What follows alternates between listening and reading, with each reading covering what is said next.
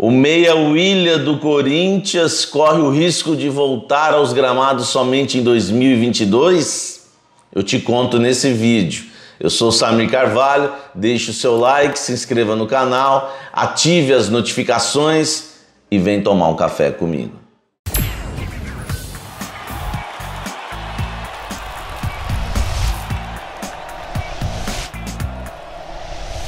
Fala, gente! Notícia triste envolvendo o meia Willian. O jogador realmente teve uma lesão confirmada, constatada, uma lesão de grau 2 no músculo posterior da coxa esquerda, e o Corinthians avaliou aí 5 semanas, entre 4 e 5 semanas, para ele voltar aos gramados. Como a gente já está em outubro, a situação do Willian fica muito difícil em relação ao Campeonato Brasileiro. Eu informei ontem com exclusividade no Café na Mesa, e na audiência rotativa aqui do canal eu vou passar para vocês o que eu apurei entre as fontes dentro do Corinthians. Conversei com pessoas importantes lá dentro e me falaram que o jogador corre o risco, inclusive, de não voltar aos gramados mais nessa temporada e voltar a atuar somente em 2022. Existe esse risco. Uma coisa é certa, o Willian não estará mais 100% fisicamente em campo na temporada 2021 e ainda existe a chance de sequer ele entrar em campo nesta temporada, voltando apenas na temporada 2022. É claro que o importante é que o jogador volte bem, volte 100%.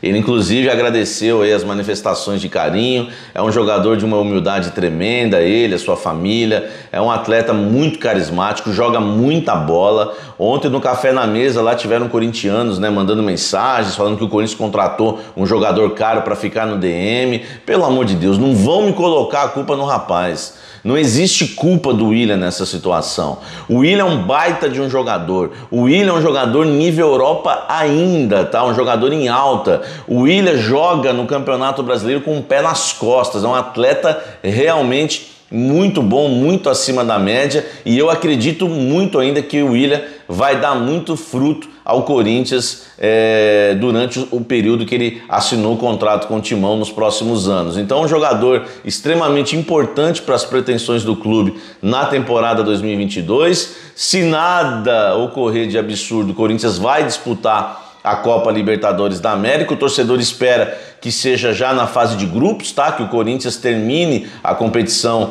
no G4 e se classifique para a fase de grupos da Copa Libertadores da América, e o Willian vai ser peça importante. Mas que existe essa informação, existe sim, e eu colhi dentro do Corinthians o risco do Willian voltar ao futebol somente em 2022. Nós temos comentado muito por que o Willian sofreu a lesão. Dentro do Corinthians as pessoas não falam nada internamente, né?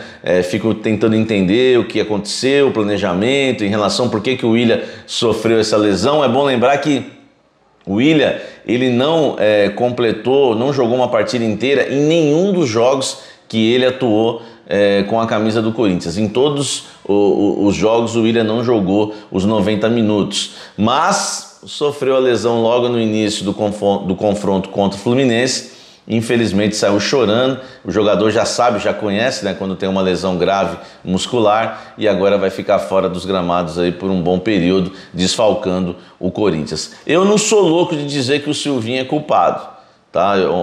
Isso tem sido discutido nos nossos programas, nas nossas lives, o torcedor tem opinado muito sobre isso. Eu não sou louco de dizer isso, mas eu posso, como um profissional da imprensa que trabalha já há 16 anos como jornalista, 16 para 17 anos, eu posso não aconselhar, mas dizer ao Silvinho que ele poderia repensar muito a sua maneira de jogar com esses atletas acima dos 30 anos. É bom lembrar que o Willian tem 33 anos, o Juliano é um cavalo, é forte, né, mas tem 31 anos. O Renato Augusto é um pouco mais velho que o Willian, na questão de meses, tem 33 anos também.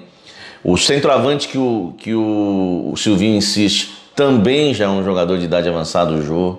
O lateral esquerdo também com 36 anos. Enfim, a zaga com o Gil. Isso me faz pensar, por questão de sabedoria, que o treinador tem que avaliar isso. Não dá para você ficar jogando atrás da linha da bola e exigindo do Willian o que você exige do Gabriel Pereira. Não dá para você dar a função para o Willian que você dá ao Mosquito. Repito, gente, não estou dizendo que o Silvinho colocou o Willian numa posição e isso acabou estourando o jogador, tá? Não vou falar isso, mas que dá para você ter um pouco mais de sabedoria e tentar fugir um pouco, né, daquela coisa que você só pensa, eu penso no 4-1-4-1, tudo que chegar tem que se encaixar no meu 4-1-4-1. Pode mudar também, tá? Existem outros esquemas no futebol. Existe um 4-2-3-1, existe um 4-4-2, existe um 4-3-3, existe muita coisa. E não só falando porque muitas vezes se mistura um 4-3-3 com 4-1-4-1, mas de postura. Não dá para você pegar o Willian e ficar colocando ele para marcar o lateral o tempo todo. Isso não dá. Contra o América Mineiro, ele jogou do lado direito grande parte do jogo. Ele e o Fagner ficaram no campo de defesa para o Marlon. Oh, meu Deus, o Marlon ia apoiar e passar. Eu pergunto para você, eu falo isso durante os programas, coloca o Willian nas costas do Marlon para ver se esse Marlon sobe. Ficou com tanto medo do Marlon, colocou 2 jogadores de seleção brasileira no campo de defesa para segurar o apoio de um lateral chamado Marlon, que o cara fez o gol. Fez o gol. O Corinthians empatou o jogo na Neoquímica Arena e quase perde a partida. Então, não é culpar, longe disso, tá? Não venham distorcer o que eu tô falando, mas eu acho que dá para ter um pouco mais de sabedoria.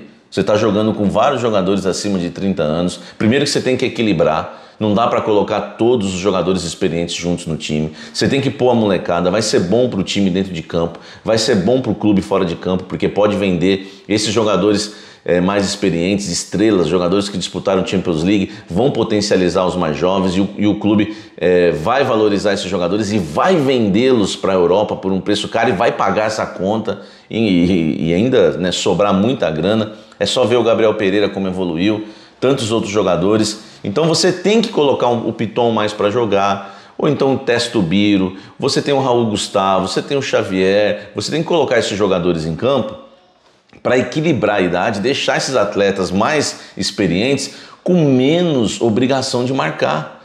Com menos obrigação de marcar. Você tem que deixar, no mínimo, Renato Augusto e o Willian, você tinha que dar menos obrigação de marcar e deixar eles mais lá na frente.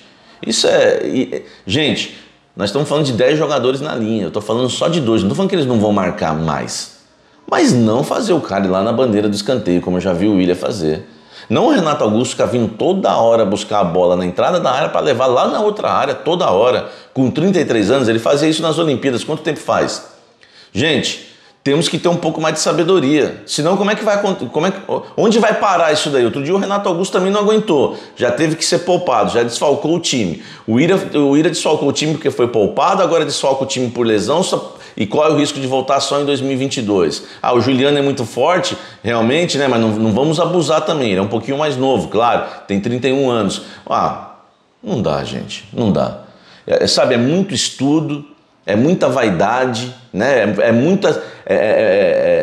muito letrado em relação ao futebol. Hoje todo mundo quer falar bonito, né? O Silvinho deu uma entrevista de mais de 1 hora, né? Todo mundo, né? Meus colegas de imprensa, todos, ai, que lindo, como ele fala bem, deveria falar mais, ele falou mais de 1 hora. Cara, o que interessa do Silvinho para mim são os 90 minutos. O que ele fala, legal, tudo bem, a gente tem que acompanhar, mas o que eu analiso são os 90 minutos em campo. Tá? Do time do Corinthians comandado por ele, 90 e os acréscimos. Então não adianta falar bonito, a questão é você ter sabedoria.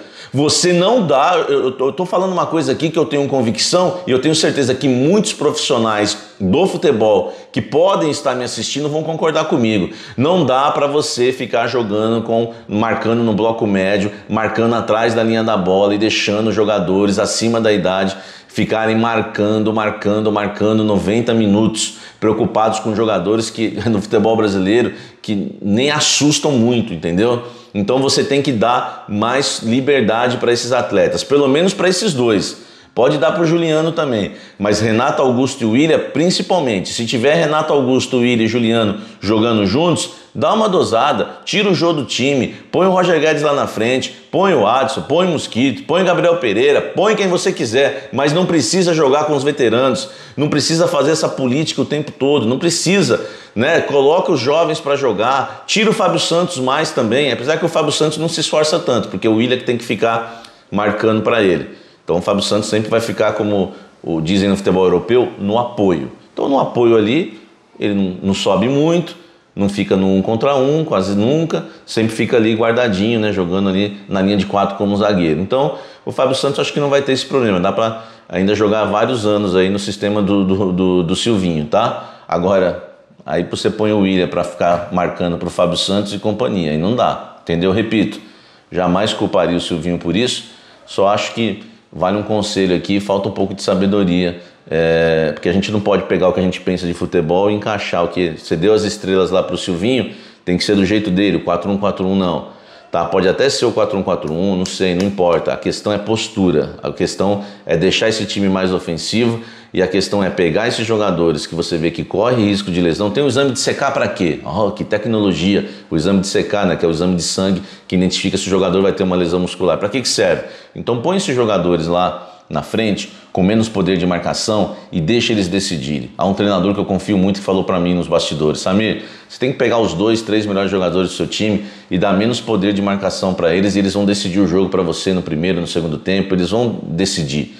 Então é isso, gente, é o que eu penso sobre futebol, tá? Você pode concordar, discordar, deixe seu comentário aqui embaixo, não se esqueça também de deixar o seu like, se inscrever no canal e ativar as notificações, tá certo? Estamos chegando a 50 mil inscritos, 50k, tá certo? Se inscreve aqui no canal, dá uma olhada também no clube de membros do Café do Setorista, são 4 planos, tá? Cada dia cresce o clube de membros, o link tá aqui na descrição do clube de membros, seja membro do canal, os planos são cafezinho, café, cafezão e café especial, esses 2 últimos que dão direito a você participar do Mesa Redonda comigo, o Café na Mesa. Inclusive já teve, essa semana teve o João Paulo, que ele assinou no mesmo dia e pintou a oportunidade, ele já estreou no vídeo no Café na Mesa, foi muito legal. Ó, e dá uma olhada também, e não se esqueça do Café da Fiel, hein? Todos os dias, hein? De segunda a sexta-feira, às 18 horas, Café da Fiel, o programa que mais fala do Corinthians e mais cresce no YouTube, que fala do Timão, tá certo? Aguardo você no Café da Fiel ao vivo, às 18 horas de segunda a sexta-feira, tá certo? Ó, neste domingo nós vamos ter a nossa programação normal, segunda-feira tem Café da Fiel, tem pré-jogo, tem pós-jogo do Majestoso, Corinthians e São Paulo e Corinthians, tem muita coisa no canal, fica ligado, muita novidade vem por aí. Um forte abraço, até o próximo vídeo, valeu!